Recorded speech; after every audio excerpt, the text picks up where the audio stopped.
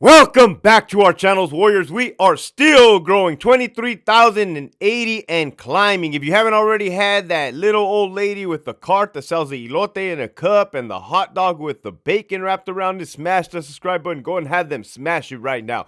First and foremost, let me give a shout out to the following patrons: Devil Dog, MCC Placa, Ricardo, Maladjusted, Bankroll Suave, Mickey Bats, Carmine the Pitbull, Armando, American Mestizo, Abuelita's Journey, Abuelita's Irma, Lori 559CO, Ruben, Cornbread Killer, CJ Zavalza, EOP Whisper, Fuck Your 602, Las Vegas Lives, Gavino 23, my boy, congrats. Thank you. Thank us. Priya These Nuts, Lockdown 5, Cristobal La Reina, Hernan, Don't Trip, Winston, Tony, the Mexican Snowman, Breathing Underwater, El Skid, Hobie Cat, Lead With Love, Elber 12, J.I., A.I. Vega, Theo the Little Drummer Boy, Esquiel, Big Bad 48, Nova the Retired CO, Michigan Wolverines, congrats to your son, Mikey 559, the homie Maria, Chevelle 66, Gigi, and Douse Herrero. If you have not already signed up for that Patreon, everybody's doing it. Make sure you hit that link in the description below. You're definitely missing out. This episode right here, man, how did it come to be?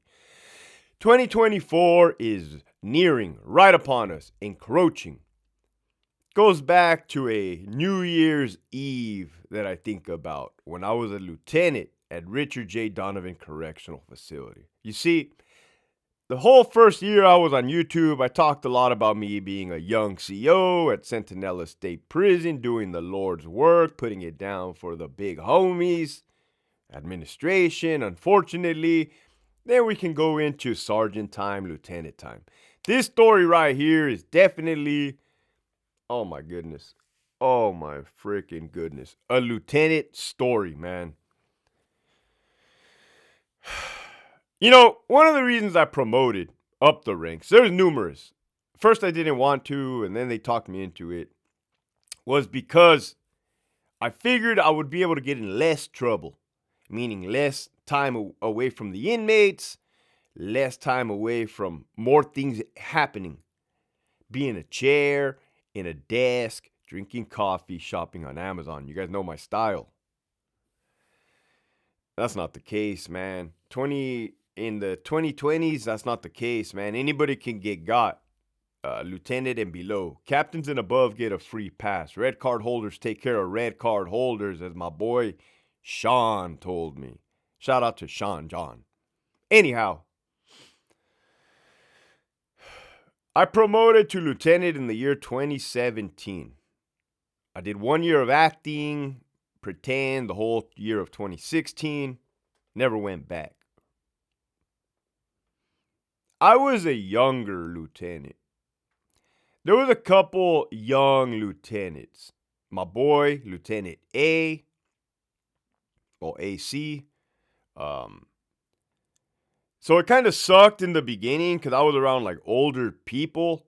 Not that I don't like older people, you know, it's just that like I was looked upon as like the youngster, which kind of sucks. Like, let's give him the shit work. You know what I mean? Like, let's okey doke this dude. Get to the damn point, Hector. New Year's Eve, right? I hated working New Year's Eve. As a matter of fact, when I was a young CO without a family, I would do swaps all the time on the regular. Where people with families, I would do a swap with them on Christmas Eve and Christmas Day so they can spend time with their kids and their spouse. And they would work for me New Year's Eve and New Year's Day so I can go to the club and get turned up. Well, I had to work this damn New Year's Eve. And since I was a lieutenant, brand new-ish, I was like, man, this sucks. Let me tell you how bad Donovan is. Let me tell you how bad it sucks to be a lieutenant at Donovan. This was third watch, 2 p.m. to 10 p.m., my regular shift. There's supposed to be a lieutenant for every yard plus the watch commander. So 4 yards plus the watch commander equals a total of 5. Well, that day there was 3. Me, Captain Jomito, who's currently out on workman's comp, And then Captain or Lieutenant oh, Jesus Christ, that guy was born without a spine. He's probably out on workman's comp. When that guy doesn't get a desired position, such as inmate aside or ATM lieutenant or anything special, IST lieutenant, the dude goes ghost, man. Off doesn't I don't know. Think he's scared of inmates. Us three, man. There's your boy stuck with these two guys. So at the time we hung out in the watch commander's office. There was three of us, and instead of like it was cool, man. That setup, I mean, you got to do what you got to do. So it was like, hey, you take care of this half of the prison, this side of the prison. You take care of this side of the prison. I'm going to take care of watch commander, TTA, minimum. So everybody had an equal slice of the shit pie. That's kind of how, when things get shitty, if we're not all buddy fuckers, it's just like, hey, fuck it, man. These are the cards we were dealt. This is what we're going to do.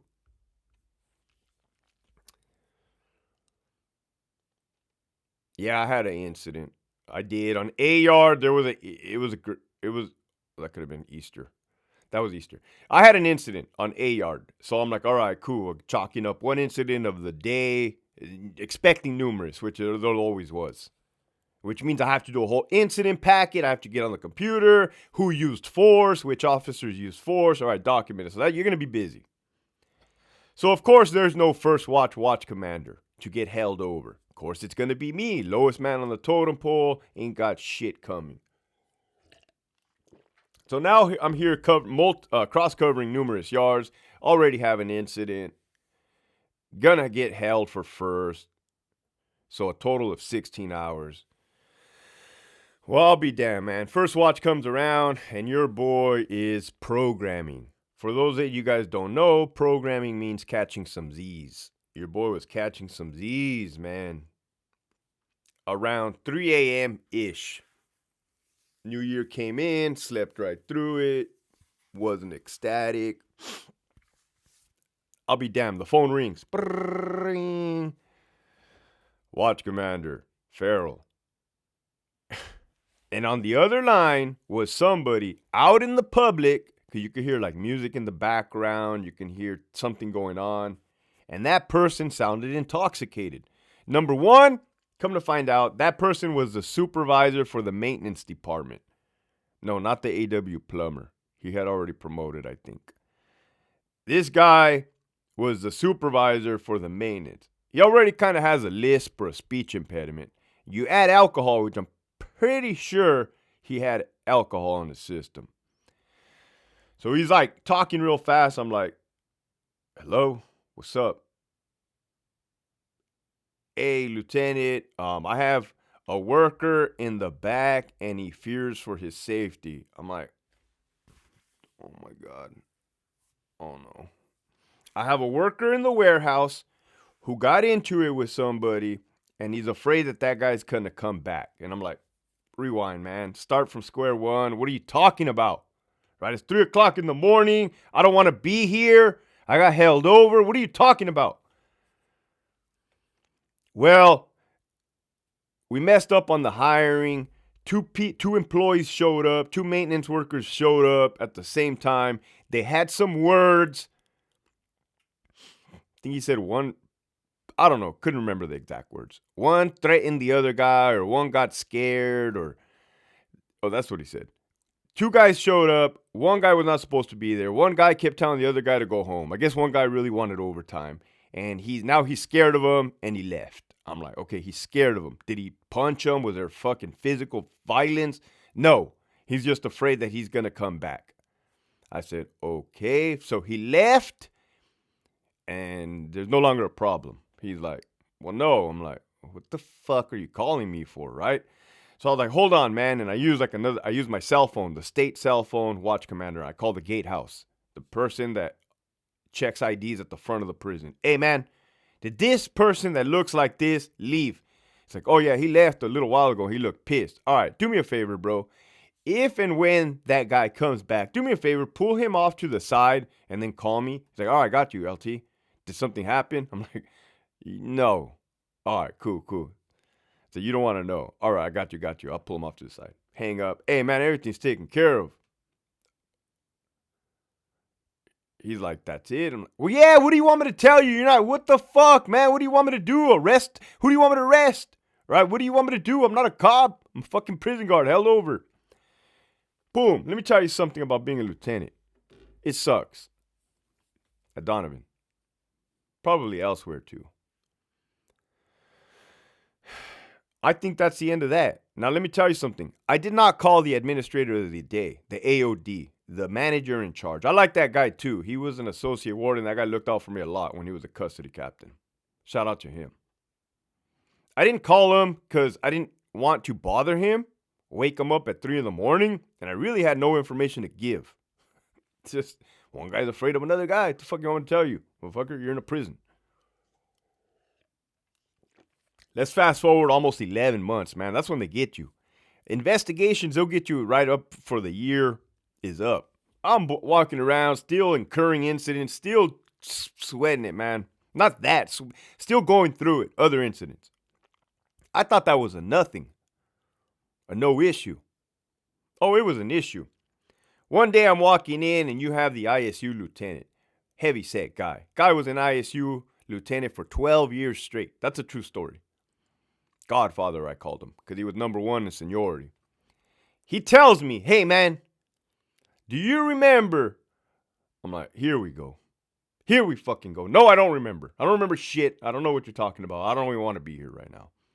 Do you remember a year ago, did somebody call you saying that there was workplace violence? Workplace violence? No, nobody called me that there was workplace violence. Like, well, I'm going to need you to write a memo. Here we go. Write a memo. Son of a bitch. Let me tell you. Memos, if you're asked to write a memo, I suggest you get a union rep and you hold off on that. Don't be insubordinate. You just need to. If memos can lead to you getting terminated, let me tell you. Seen it time and time again. I'm like, man, this is some fucking bullshit. Fucking knew I should have called in sick. Fucking bullshit, man. So I'm like, what happened? He's like, well, I can't tell you what happened. So I use my manipulation skills, motivational skills, my people skills, my friendly skills, and I go to somebody that does know what happened. And I'm like, hey, man, help me out here. I was asked to write a memo about this. And they're like, oh, bro, it's all bad. It's all bad. And I'm like,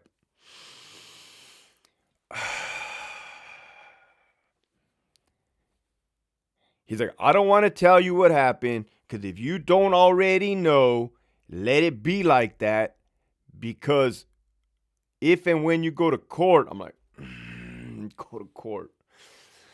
I go to fucking court, man. I got a kid on the way. Yeah, this fucking job ain't worth it, man. This fucking sucks.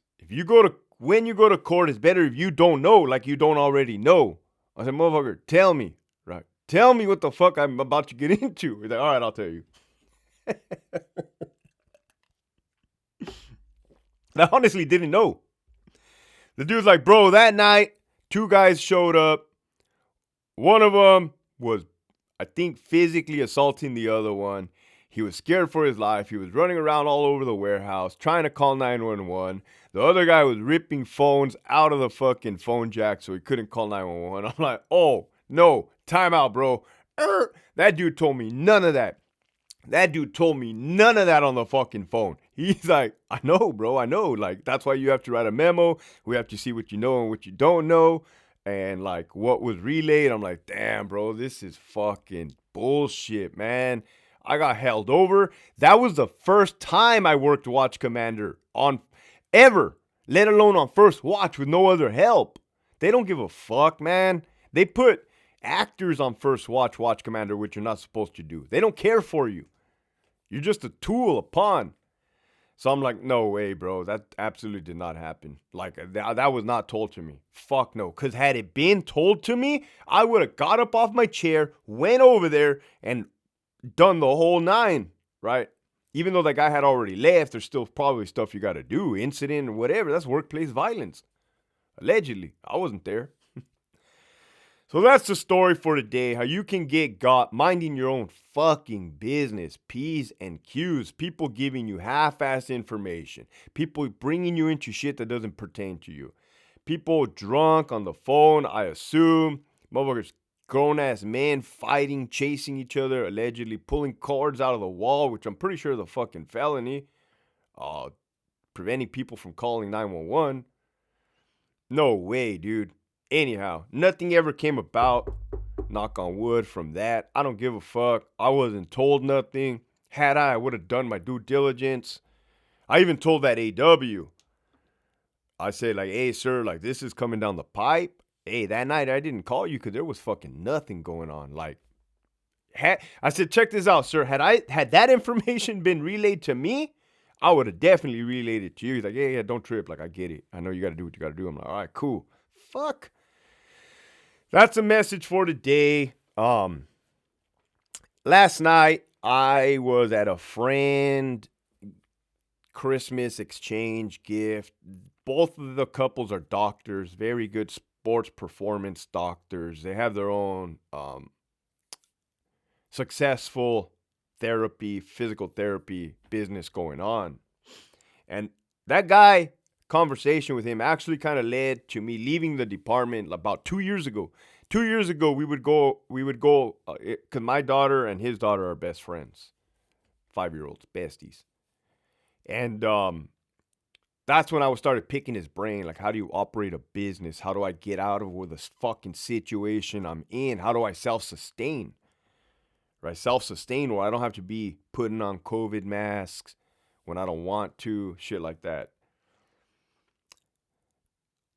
So we start talking. He's like, you doing all right? Like financially, this and that. I'm like, yeah, bro, but like, I'm not making anywhere near like lieutenant pay, but I don't have that stress, dude. And like, he's like, well, like, what have you done? I'm like, well, I cut back. I don't drink coffee at Starbucks every day. I just cut back, right? I said, on top of that, bro, check this out. I was making a lot of fucking money, but I was getting taxed a lot. He's like, hell yeah. So it's like, basically you're on a hamster wheel. You're working hard, extremely hard, getting paid a lot, but taxes are taking out a lot. He's like, yeah, dude, you're making less, but you're working 1/10 of what you were working. I'm like, yeah, bro, and no stress. So that's the message for today, man. Pick your poison, document everything. And ever since then, I honestly called the AOD for every little thing. And I know they didn't like it, but hey, I'm not going to take a fall for nobody.